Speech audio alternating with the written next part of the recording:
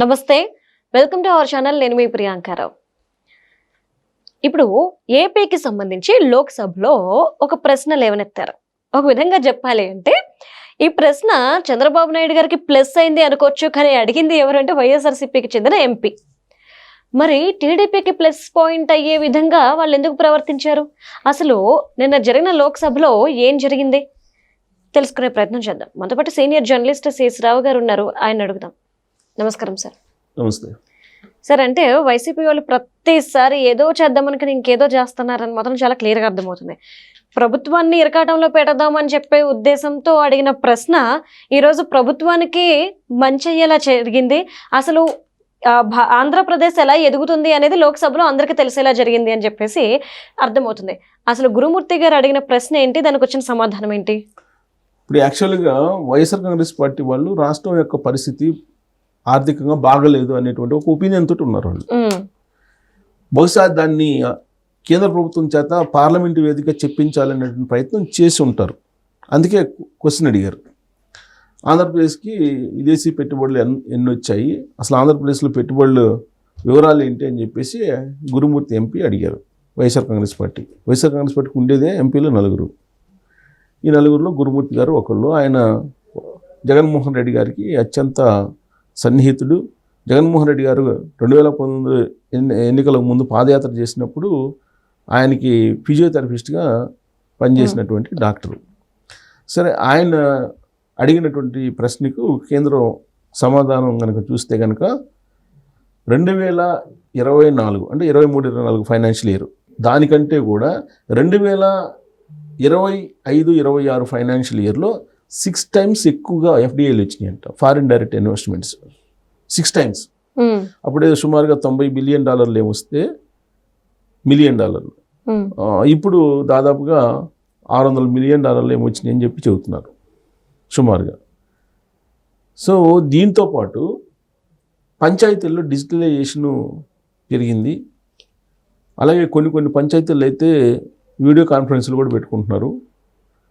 మరికొన్ని పంచాయతీల్లో అయితే మంచినీళ్ళు కానీ మౌలిక సదుపాయాలన్నీ ఏర్పాటు చేసుకుంటున్నారు.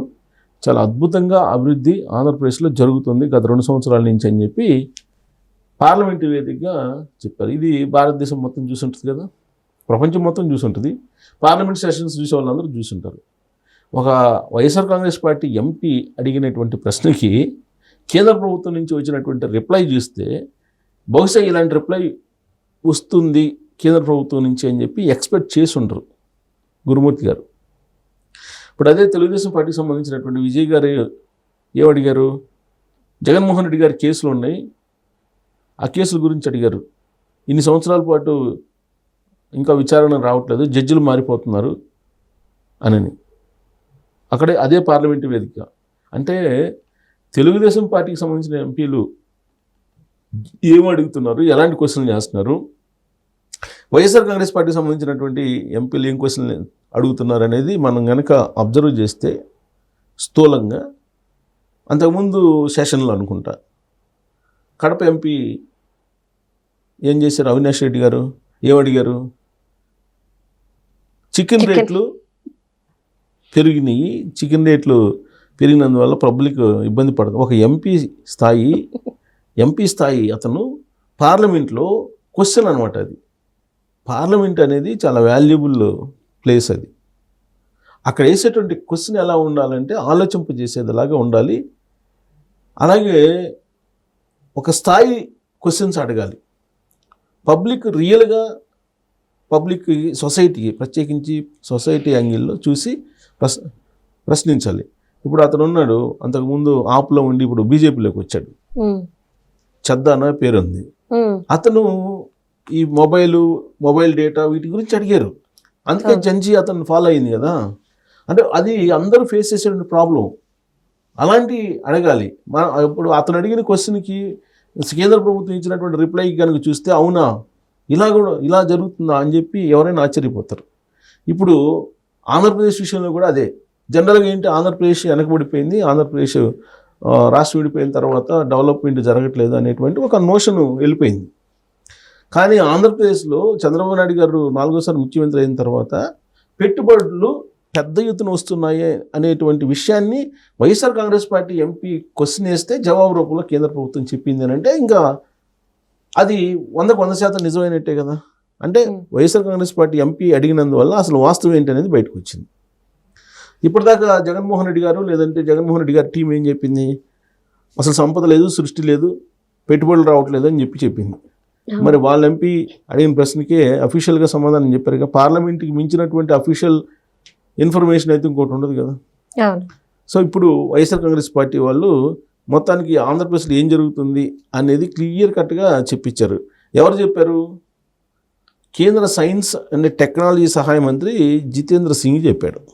లిఖితపూర్వకమైనటువంటి ఆన్సర్ ఇచ్చాడు, ఓవరాల్గా కాదు, లిఖితపూర్వకంగా ఇచ్చాడు. దాని ప్రకారం ఏంటంటే 2023-24లో ఎగ్జాక్ట్గా $92.13 మిలియన్ వచ్చాయి ఆంధ్రప్రదేశ్కి. అయితే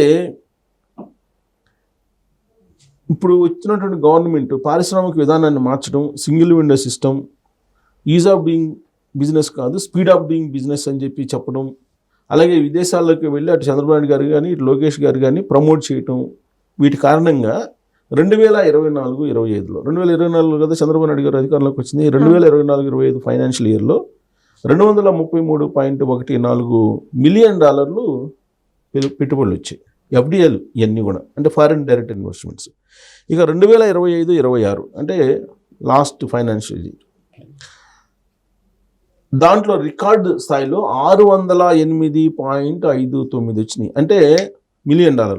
అంటే జగన్మోహన్ రెడ్డి గారు ఉన్నప్పుడు అంటే లాస్ట్ ఇయర్ జగన్మోహన్ రెడ్డి గారు ఉన్నటువంటి లాస్ట్ ఫైనాన్షియల్ ఇయర్లో $92.13 మిలియన్ వస్తే, చంద్రబాబు నాయుడు గారు ఇప్పుడు ఉన్నటువంటి చంద్రబాబు నాయుడు గారు అంటే ఈ ఫైనాన్షియల్ ఇయర్ ఇప్పుడు $608.59 మిలియన్ అంటే 6.6 రెట్లు ఎక్కువగా పెట్టుబడులు వచ్చాయి, ఎఫ్డిఐలు వచ్చాయి. పారిశ్రామిక వర్గాల్లో సరికొత్త ఒక విధానాలు తీసుకురావడం అట్రాక్ట్ చేసింది, వాళ్ళని రిసీవ్ చేసుకునే పద్ధతి కానీ ఏదైతేనేమి అప్పటికన్నా ఇప్పటికీ 6 times ఎక్కువగా నిధులు రాబట్టారు ఎఫ్డిఐలు. ఎక్కడెక్కడ ఏ రంగంలో అని అంటే లోహ పరిశ్రమల్లో, అలాగే ఆహార శుద్ధి రంగంలో, సిమెంట్ ఉత్పత్తి రంగంలో, ఈ 3 రంగాల్లో ఎక్కువగా నిధులు వచ్చాయి. ఇక ఆంధ్రప్రదేశ్లో గ్రామీణ డిజిటలైజేషన్ నెట్వర్క్ చూస్తే కనుక కేంద్ర ప్రభుత్వం చెప్పిన దాని ప్రకారం 96.8% పంచాయతీల్లో గ్రామానికి సంబంధించినటువంటి హాల్స్, అలాగే సీటింగ్ సామర్థ్యం అందుబాటులో ఉంచేలాగా ఏర్పాటు చేశారు. ఇక పంచాయతీ రికార్డుల్లో 90.3% డిజిటలైజేషన్ చేశారు. తర్వాత 90.3% పంచాయతీల్లో మంచినీటి సదుపాయం కల్పించారు. అలాగే 96.8% పంచాయతీల్లో వాట్సాప్ ద్వారా సమాచారాన్ని అందజేస్తారు. అంటే డిజిటలైజేషన్ వైపు పరుగులు పెడుతుంది ఆంధ్రప్రదేశ్ పంచాయతీలు అంటే గ్రామాలు. ఇది పార్లమెంటు వేదికగా చెప్పిన మాట. ఇక 38.7 పంచాయతీల్లో వీడియో కాన్ఫరెన్స్ పెట్టాడు. ఇది దేశంలోనే రికార్డ్ అంట, ఇన్ని పంచాయతీల్లో వీడియో కాన్ఫరెన్స్లు పెట్టడం అనేది ఒక ఆంధ్రప్రదేశ్లోనే పెట్టారు. ఇక 67.7% కేంద్రాల్లో ప్రత్యేకమైనటువంటి మరుగుదొడ్లు, సౌండ్ సిస్టమ్స్ కూడా పెట్టారంట. అంటే గ్రామీణ స్థాయిలో డిజిటల్ నెట్వర్క్ 90% పైగా జరిగిందని చెప్పి, ఇది పారిశ్రామిక విధానాలకు పారదర్శకంగా ఉండడం కోసం, ఈ మల్టీనేషనల్ కంపెనీలను ఆకర్షించడం కోసం ఆంధ్రప్రదేశ్ భారతదేశంలోనే ఏ రాష్ట్రము చేయనంతగా డిజిటలైజేషన్ వైపు వెళ్ళి పారిశ్రామికవేత్తల్ని అట్రాక్ట్ చేస్తుంది. ఈవెన్ గ్రామాల్లో కూడా డిజిటలైజేషన్లో పరుగు పెడుతుంది ఆంధ్రప్రదేశ్. ఆ కారణం చేతనే జగన్మోహన్ రెడ్డి గారు ఉన్నప్పటికంటే ఇప్పుడు 6.6 times ఎక్కువగా ఎఫ్డిఐలు వచ్చాయని చెప్పి కేంద్ర ప్రభుత్వం చెప్పింది. వైఎస్ఆర్ కాంగ్రెస్ పార్టీ ఎంపీ అడిగినటువంటి ప్రశ్నకి సమాధానం. అంటే ఇప్పుడు ఈ 2 సంవత్సరాల్లో చంద్రబాబు నాయుడు గారి ప్రభుత్వం, ఈ కూటమి ప్రభుత్వం ఏం సాధించింది అని అంటే ఇది చాలుగా. సో ఇది వైఎస్ఆర్ కాంగ్రెస్ పార్టీ ఎంపీ ఎవరైతే ఉన్నారో ప్రశ్న అడిగిన అతనికి థ్యాంక్స్ చెప్పాలి కూటమి. Right, thank you so much sir.